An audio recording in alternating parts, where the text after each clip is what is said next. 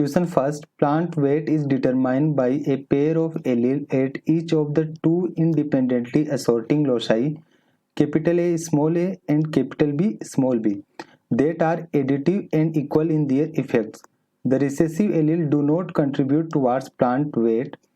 Plant with genotype small a, small b are 1 gram in weight, whereas plant with genotype capital A, capital B weight 3.4 gram.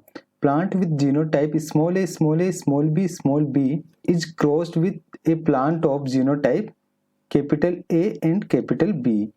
The weight of an individual plant in F1 progeny of this cross would be. तो question में आपसे पूछा है कि जब genotype capital A and capital B, जब dominant genotype को recessive genotype के साथ अगर हम क्रॉस करवाते हैं तो आपके पास जो F1 प्रोजेनी प्रोड्यूस होगी, F1 प्रोजेनी यहाँ से क्या होगी, यहाँ से F1 जो प्रोजेनी होगी वो होगी आपके पास capital A capital B small B.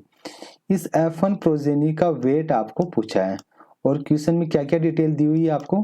Question में दिया हुआ है कि जो स्मॉल लेटर से डिनोट किए हुए एलील है या जो रिसेसिव एलील है उसका जो वेट है वो कितना है आपके पास, स्मॉल ए स्मॉल बी का जो वेट है वो 1 ग्राम है आपके पास। कैपिटल लेटर से डिनोट किए हुए जीनोटाइप का जो वेट दिया हुआ है आपके पास वो है 3.4 ग्राम। इट मीन्स हम ऐसा बोल सकते हैं कि ये 1 ग्राम जो वेट है वो किसके कारण टोटल एडिटिव इफेक्ट है एलील्स का।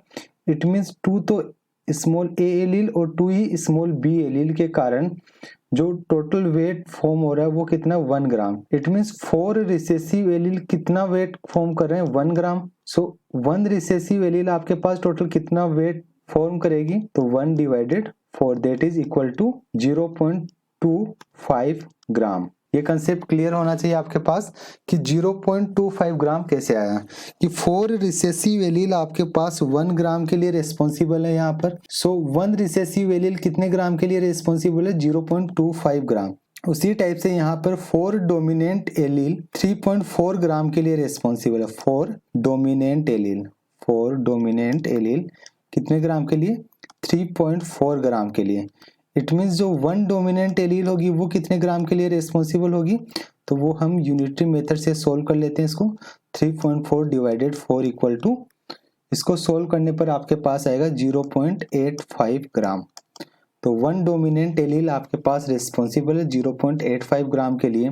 इट मीन्स अपने पास जो F1 प्रोजेनी है उसका जीनोटाइप है capital A capital B small B.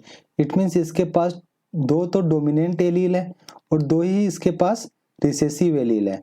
तो टोटल जो इसका वेट होगा उसमें रेस्पॉन्सिबल 2 डोमिनेंट एलील होंगे, 2 रिसेसिव एलील होंगे। तो डोमिनेंट एलील के कारण जो वेट है एक डोमिनेंट एलील के लिए 0.85 ग्राम है, तो 2 के लिए इसे मल्टीप्लाई कर देंगे। उसी टाइप से एक रिसेसिव एलील के लिए आपके पास 0.25 ग्राम है, तो 2 के लिए निकालेंगे तो इसको मल्टीप्लाई कर देंगे। तो यहाँ से इसको जब दोनों को ऐड कर देंगे डोमिनेंट के कारण और रिसेसिव के कारण, तो हमारे पास टोटल वेट आ जाएगा F1 जीनोटाइप के कारण, जो कि कितना होगा इसको कैलकुलेट करेंगे तो अपने पास आएगा 2.2 ग्राम। तो 2.2 ग्राम जो वेट है वो है आपके पास F1 जीनोटाइप का या F1 प्रोजेनी का। यही आपसे क्वेश्चन में पूछा था, तो इस क्वेश्चन का आंसर होगा 2.2 ग्राम। तो इस टाइप से क्वेश्चन आए तो आपको ये अप्रोच अप्लाई करनी है। ये क्वेश्चन या तो वेट से रिलेटेड पूछता है आपसे एग्जाम में या फिर हाइट के केस में पूछता है, तो दोनों में सेम अप्रोच होगी।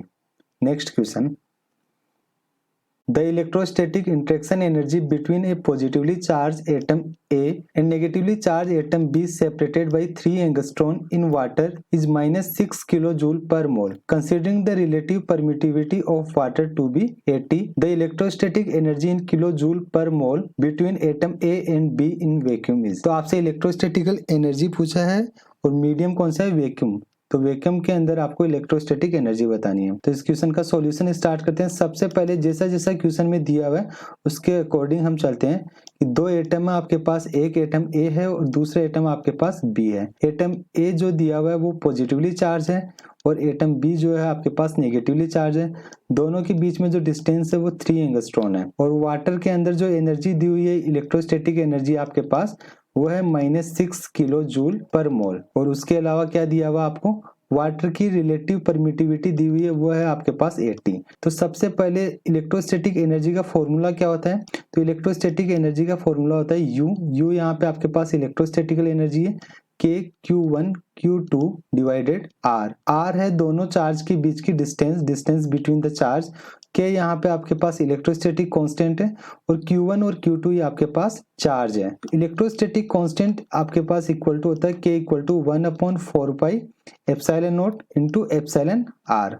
ये एप्सिलॉन आर आपके पास बस शो करता है रिलेटिव परमिटिविटी को। सो एप्सिलॉन आर की वैल्यू वैक्यूम के लिए कितनी होती है? वैक्यूम के लिए ये इसकी वैल्यू 1 होती है। इट मीन्स यू की वैल्यू जो आपके पास वैक्यूम है उसके लिए फॉर्मूला हो जाएगा आपके पास 1/4 pi epsilon not Q1 into Q2 divided R। उसी टाइप से यू अगर किसी मीडियम में है तो मीडियम के लिए जहाँ जैसे यहाँ पर वाटर है तो वाटर के लिए क्या फॉर्मूला हो जाएगा 1/4 पाई एप्सिलॉन नॉट। और वाटर के लिए इलेक्ट्रिकल परमिटिविटी की वैल्यू कुछ ना कुछ होगी तो यहाँ पे एप्सिलॉन वाटर लिख लेते हैं और ये फॉर्मूला हो गया आपके पास इलेक्ट्रोस्टैटिक एनर्जी का in the presence of water. ये इक्वेशन फर्स्ट हो गई, ये इक्वेशन सेकंड हो गई। दोनों इक्वेशन को जब हम कंपेयर करते हैं तब आपके पास एक फॉर्मूला आता है कि U जो वाटर इट मीन्स मीडियम है इक्वल टू हो जाएगा आपके पास U vacuum divided epsilon water. It means आपको सोल्व करना है electrostatic energy in vacuum. So electrostatic energy in vacuum equal to हो जाएगा epsilon water that is permittivity of water into electrostatic energy of water. और आपके पास permittivity कितनी है 80 है और इलेक्ट्रोस्टैटिक एनर्जी ऑफ वाटर कितनी दी हुई है क्वेश्चन में -6 किलो जूल। और 6 किलो जूल है ये -6 किलो जूल पर मोल।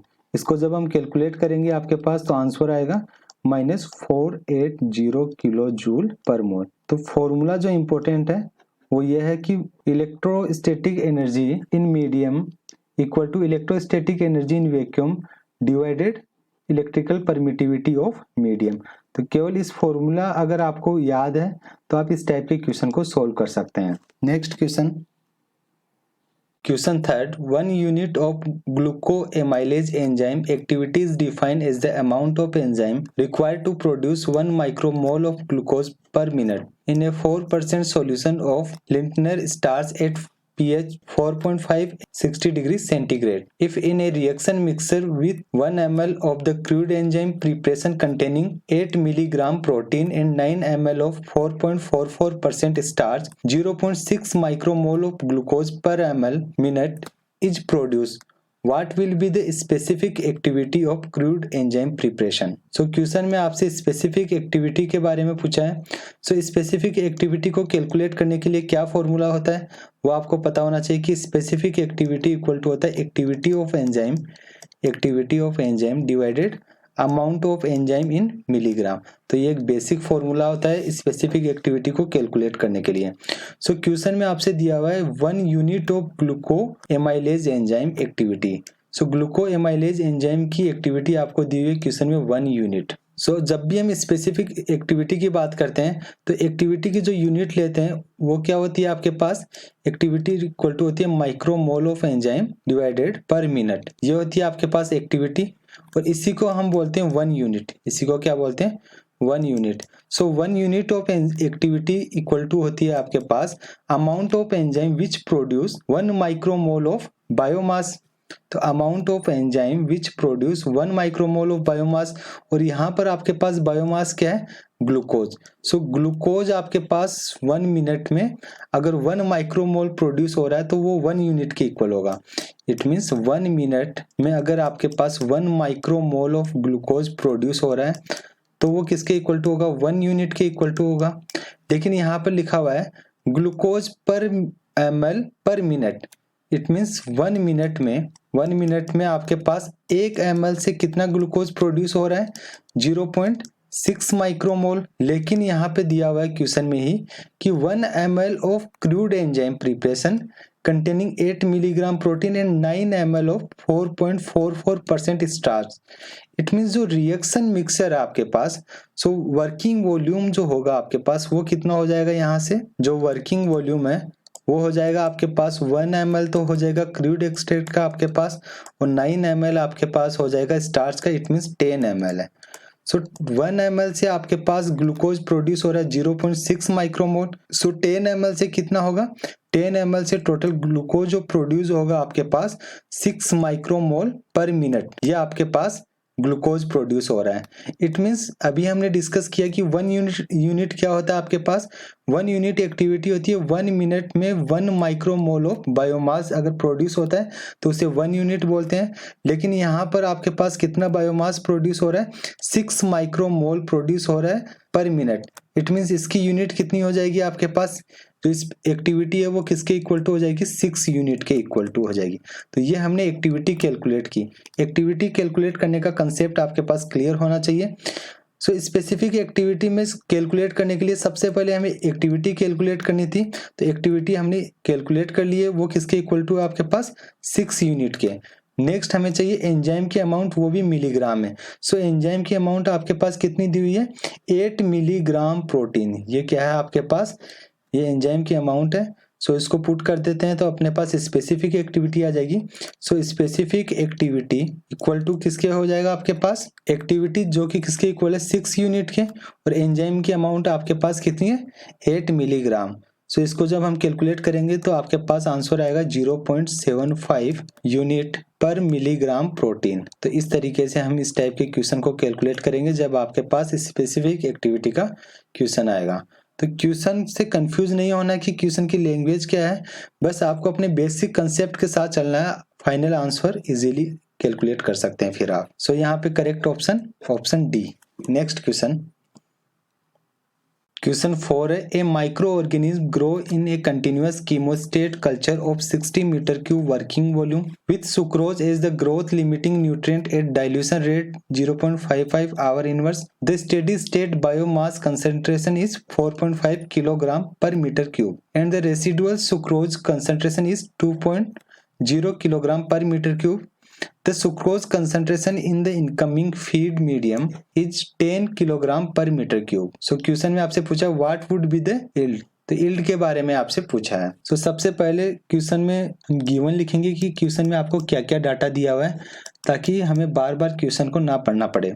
तो सबसे पहले आपको वॉल्यूम दिया हुआ है, वो किसके इक्वल है 60 मीटर क्यूब के इक्वल है। उसके अलावा आपको दिया हुआ है sucrose concentration in the incoming feed medium that is equal to 10 kilogram metre cube. So S naught से इसको डिनोट करेंगे और वो इक्वल टू आपके पास 10 किलोग्राम पर मीटर क्यूब के, 10 किलोग्राम पर मीटर क्यूब। और रेसिडुअल सुक्रोज कंसंट्रेशन आपके पास 2 किलोग्राम पर मीटर क्यूब है, इसे हम डिनोट करेंगे कैपिटल एस से, जो इक्वल टू है आपके पास 2 kilogram per metre cube. Initial biomass concentration जब भी क्वेश्चन में नहीं दी हुई होती है उसे हम 0 मानते हैं। सो इनिशियल बायोमास कंसंट्रेशन को हम एक्स नोट से डिनोट करेंगे और ये इक्वल टू हो जाएगा 0। फाइनल बायोमास कंसंट्रेशन क्वेश्चन में दी हुई है आपसे स्टेडी स्टेट पे, that is equal to 4.5 kilogram per metre cube. तो क्वेश्चन में इतना डाटा आपको दिया हुआ है और आपसे पूछा है यील्ड क्या होगी। सो यील्ड को कैलकुलेट करने के लिए सिंपल फॉर्मूला होता है, यील्ड किसके इक्वल होती है, biomass produced divided substrate consume. Yield calculate करने के लिए अपने पास एक ही फॉर्मूला होता है, आउटपुट डिवाइडेड इनपुट। तो यहाँ पे आउटपुट आपके पास है बायोमास और इनपुट आपके पास सबस्ट्रेट। तो बायोमास को कैलकुलेट करने के लिए अपने पास फाइनल जो स्टेडी स्टेट पे बायोमास है माइनस इनिशियल बायोमास, उसी टाइप से सबस्ट्रेट को कितना कंज्यूम हुआ उसको भी कैलकुलेट करेंगे। तो इनिशियल सबस्ट्रेट की जो फीड रेट है आपके पास माइनस कितना रेसिडुअल सबस्ट्रेट है वो। सो यील्ड आपके पास हो जाएगी, इसको कैलकुलेट जब हम करेंगे वैल्यू पुट कर देते हैं। एक्स की वैल्यू आपके पास 4.5 है माइनस 0, तो आपके पास 4.5 ही आएगा डिवाइडेड एस नोट की वैल्यू दी हुई है 10 माइनस एस की वैल्यू अपने पास क्या है 2, एस यहाँ पर है आपके पास रेसिडुअल सुक्रोज कंसंट्रेशन। सो इसको जब हम कैलकुलेट करते हैं तो 4.5 डिवाइडेड 8 और यहाँ से फाइनल आंसर जो यील्ड का आपके पास आएगा वो होगा 0.562 किलोग्राम पर किलोग्राम। तो इस तरीके से आप यील्ड को कैलकुलेट कर सकते हैं। तो इस क्वेश्चन के लिए जो फाइनल आंसर है वो है 0.562 किलोग्राम पर किलोग्राम। तो जब भी यील्ड का क्वेश्चन आए आपको बस आउटपुट डिवाइडेड इनपुट करना है। वो आउटपुट किसी भी टर्म में हो सकता है, जैसे इस क्वेश्चन के लिए वो बायोमास के टर्म में है तो आउटपुट बायोमास है और इनपुट आपके पास सबस्ट्रेट है। Next question next question previous question का पार्ट है। बस यहाँ पे आपसे क्वेश्चन में क्या पूछा है, what would be the sucrose concentration in the input feed for the output to be 45 kilogram biomass hour inverse. तो आपसे इनपुट फीड की कंसंट्रेशन पूछी है जब आपके पास आउटपुट कितना हो 45 kilogram biomass per hour inverse हो। सो क्वेश्चन में आपको दिया हुआ रेट ऑफ बायोमास प्रोडक्शन, जिसको हम आरबी से डिनोट करेंगे, और ये कितनी दी हुई है आपको 45 किलोग्राम पर आवर दी हुई है। So rate of biomass production को हम कौन से फॉर्मूले से कैलकुलेट करते हैं, rate of biomass production equal to होता है आपके पास total volume into dilution rate into biomass production, कि कितना आपके पास बायोमास प्रोड्यूस हुआ है। सो आपसे क्वेश्चन में क्या पूछा है, इनिशियल सुक्रोज कंसंट्रेशन पूछा है। So initial sucrose concentration calculate करने के लिए सबसे पहले हम बायोमास कैलकुलेट करेंगे कि कितना बायोमास प्रोड्यूस होगा। सो x इक्वल टू हो जाएगा RB divided volume into dilution rate. RB की वैल्यू आपके पास कितनी है 45 किलोग्राम पर आवर, और वॉल्यूम की वैल्यू आपके पास दी हुई है 60 मीटर क्यूब, एंड डाइल्यूशन की रेट की वैल्यू आपके पास 0.55 आवर इनवर्स। तो इसको जब हम कैलकुलेट करेंगे आपके पास फाइनल आंसर आएगा यहाँ से 1.362 किलोग्राम पर मीटर क्यूब। तो ये आपके पास किसकी वैल्यू है, बायोमास की वैल्यू है। लेकिन क्वेश्चन में आपसे पूछा है कि इनिशियल या इनपुट सुक्रोज कंसंट्रेशन क्या होगी। सो हमें क्वेश्चन में input feed concentration of sucrose calculate करना है। तो इसके लिए हम सिंपल अपना वही बायोमास प्रोडक्शन की जो यील्ड निकाले थे उसी फॉर्मूले को अप्लाई करते हैं। वो किसके इक्वल था आपके पास, biomass produce divided substrate consume. So biomass produce को हम लिख रहे थे x माइनस एक्स नोट से, और सबस्ट्रेट कंज्यूम को हम लिख रहे थे एस नोट माइनस एस। यहाँ पे आपके पास जो एस नोट था वो इनपुट फीड कंसंट्रेशन को शो कर रहा था, और जो एस था वो आपके पास रेसिडुअल कंसंट्रेशन को शो कर रहा था। इस फॉर्मूले को जब हम रीअरेंज करते हैं तब आपके पास कौन सा फॉर्मूला आता है, वो आता है आपके पास एस नोट इक्वल टू हो जाता है आपके पास S naught equal to S plus X divided yield. क्योंकि एक्स नोट की वैल्यू आपके पास क्या है क्वेश्चन में 0, जब भी नहीं दी हुई होती है इनिशियल बायोमास प्रोडक्शन की रेट तब हम उसे 0 मानते हैं। सो इस इक्वेशन में वैल्यू पुट करके हम किसकी वैल्यू निकाल सकते हैं, इनपुट फीड की।